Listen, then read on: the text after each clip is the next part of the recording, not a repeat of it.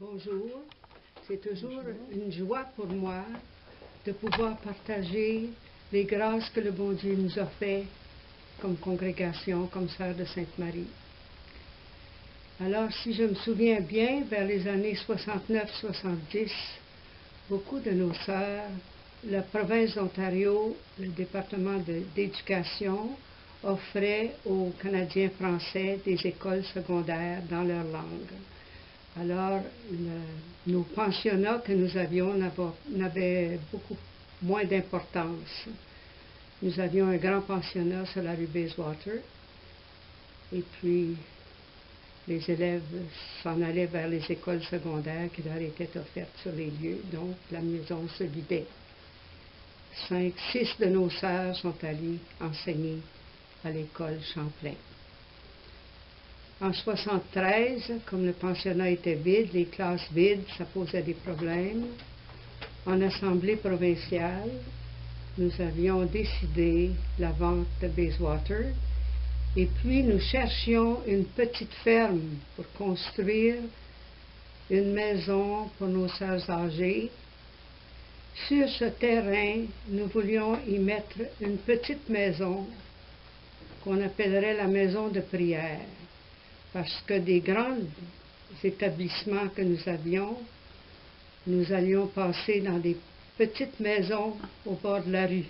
Déjà, nous avions la maison de la rue Merton, puis la maison de la rue Nolan. Alors, à cette maison de prière, les sœurs auraient l'avantage de venir se reposer pour prier et puis prendre des forces intérieures.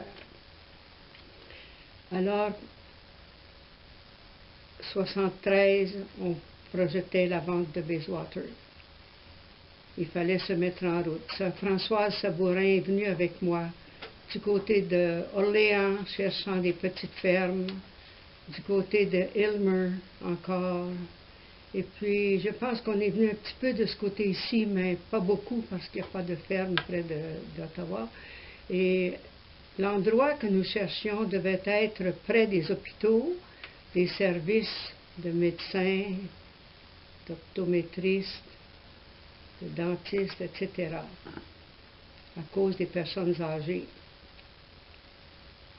Nous prions, nous avons invité les sœurs à la prière, puis moi-même, je m'invitais, je me portais beaucoup de prier pour cela. Dans ma prière, j'ai senti un jour, ça peut paraître étrange, mais au-dedans de moi-même, une voix qui me disait, je l'ai senti, je n'ai pas entendu de mes oreilles. Demande à des gens de l'extérieur, cherchez pas toute seule.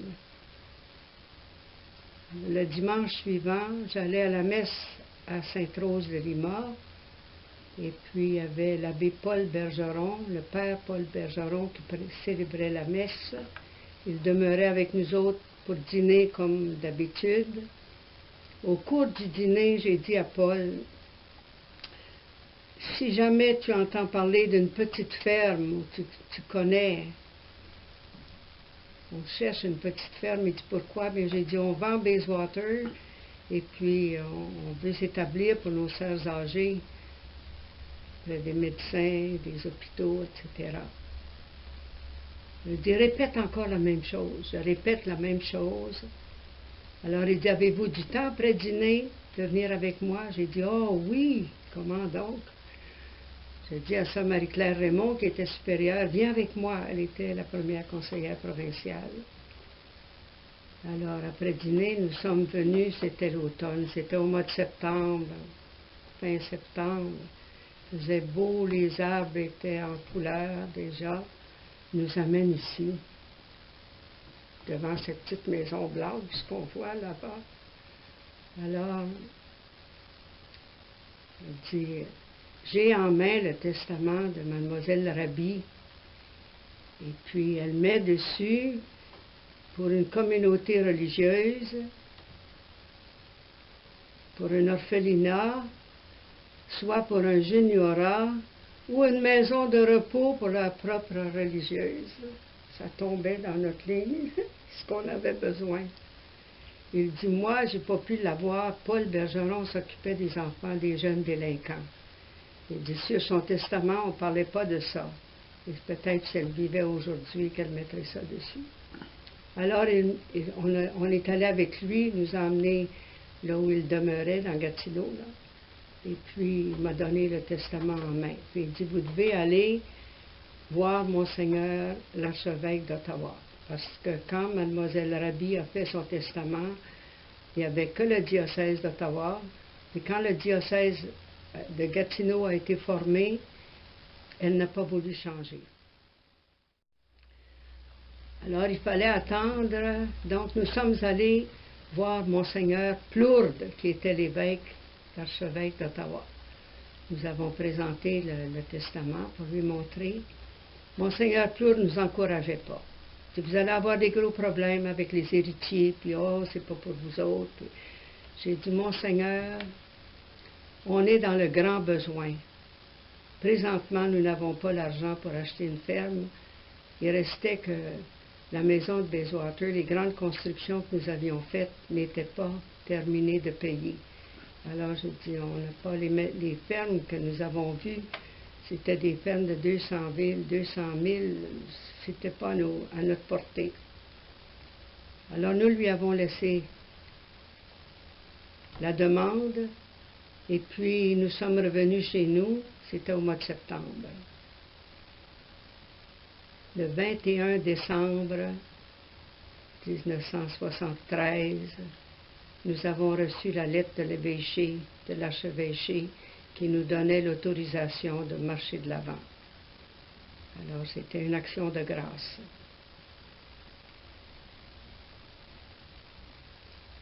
Monseigneur Plourde a dû parler aux prêtres qui avaient passé 15 ans chez nous. Nous avons gardé les séminaristes pendant 15 ans. Monseigneur Rollin, Monseigneur Denis, les abbés Fairfield ont dû dire à Monseigneur, donnez ça aux sœurs de Sainte-Marie en ont besoin. Alors, dans l'action de grâce, ça c'était notre cadeau de Noël 1973. En janvier, nous sommes venus voir le notaire, M. Monne, qui nous assurait qu'il verrait à l'accomplissement de ça parce que tout était en règle. Nous étions en 1974. Au mois de mars 1974, nous avons reçu le téléphone du notaire Monne qui nous invitait avec Annette Raby, qui était l'exécutrice testamentaire de sa tante. Et puis alors, nous avons signé les papiers et Annette m'a embrassée. Elle m'a dit, ma tante serait si contente de savoir que c'est vous autres, les sœurs de Sainte-Marie, qui avez cette ferme-là. Parce que nous autres, quand on était jeunes, nos parents allaient dans les chantiers au temps de Noël. On nous conduisait chez les sœurs de Sainte-Marie à Masson, qui avait un pensionnat. Les sœurs ont été tellement bonnes pour nous autres. Alors j'ai de la joie de dire que nos ancêtres, les sœurs de Sainte-Marie, ont toujours été d'une grande simplicité, un grand accueil, beaucoup d'amour. Alors la ferme nous était donnée. Avec des clauses, nous devions payer les taxes de 5 ans, parce que Mademoiselle Raby était décédée en 70, nous étions rendus en 74, et puis donner une somme à la propagation de la foi à Rome. Et puis si son frère vivait encore, on nous demandait d'en avoir soin. Mais le frère est décédé en mars 1974. Alors, la maison, la ferme, et tout ça, c'est une action de grâce, on peut dire. Merci, mon Dieu, tu as été bon pour nous autres. Bon Dieu, veille sur nous toujours. Alors, en 1974, les sœurs de Sainte-Marie avaient un grand chapitre général. Puis quand le Conseil général a entendu parler que nous avions déjà ici une ferme avec une belle petite maison, puis on avait Bayswater qui n'avait pas été vendu, on a demandé d'avoir le chapitre général à Bayswater en 1974. Donc les sœurs se sont préparées, on a eu le chapitre général à Ottawa. Mais au mois de mai 1974, la petite Maison Blanche était à nous autres. La supérieure générale, sœur Françoise Élisabeth, est venue faire un mois de prière ici, dans cette petite maison austère que nous avons meublée temporairement, comme simplement. Et puis, la maison de Bayswater, nous avons eu un acheteur en septembre 1974. Nous avons mis les clauses de vente pour le 2 avril 1975. C'est peut-être un peu drôle, mais l'avocat ne voulait pas signer le 1er avril. Il dit, on ne fait jamais de contrat le 1er avril. C'est dangereux. C'est un poisson d'avril.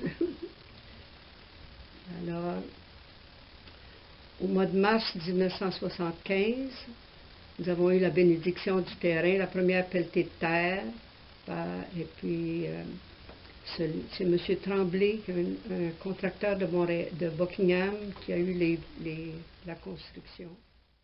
L'abbé Joseph Roy est venu bénir la terre, puis les constructions ont commencé. Nos sœurs, donc on a vidé Bayswater. Il y a des sœurs qui sont allées loger à Masson, à Sainte-Rose-de-Lima, à Vincliquille, et puis partagé dans les 2 petites maisons, Merton puis Nolan à Ottawa. Fin septembre 1975, nos sœurs ont commencé à rentrer ici. Je pense que c'était autour du 29 septembre. On a les meubles un peu avant, là. Puis début octobre 1975, les sœurs de la communauté de Buckingham. Alors, on va leur donner un petit peu de temps pour s'installer, pour connaître un peu la paroisse. On est entré avec la paroisse Saint-Luc ici à Buckingham. Mais ça n'a pas pris de temps que les sœurs se sont engagées dans divers apostolats. La visite du centre d'accueil sur la rue Georges. Il y avait un petit centre d'accueil ici, juste face à ici, à la première rue. Les sœurs sont allées, les sœurs portaient la communion aux malades, veillaient à leurs besoins, aidaient beaucoup.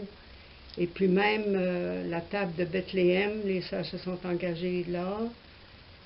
Et puis donc, à la paroisse Saint-Luc, sœur Marie-Claire Goulet s'occupait de la chorale. Mais il y a un article qui est paru dans le bulletin paroissial peu de temps après. Ça, Pauline va vous lire ça. Alors, c'est un extrait du bulletin paroissial de 1975. Les religieuses Sainte-Marie parmi nous. L'année 1975 a vu s'installer parmi nous une belle famille religieuse, les Sœurs de Sainte-Marie de Namur.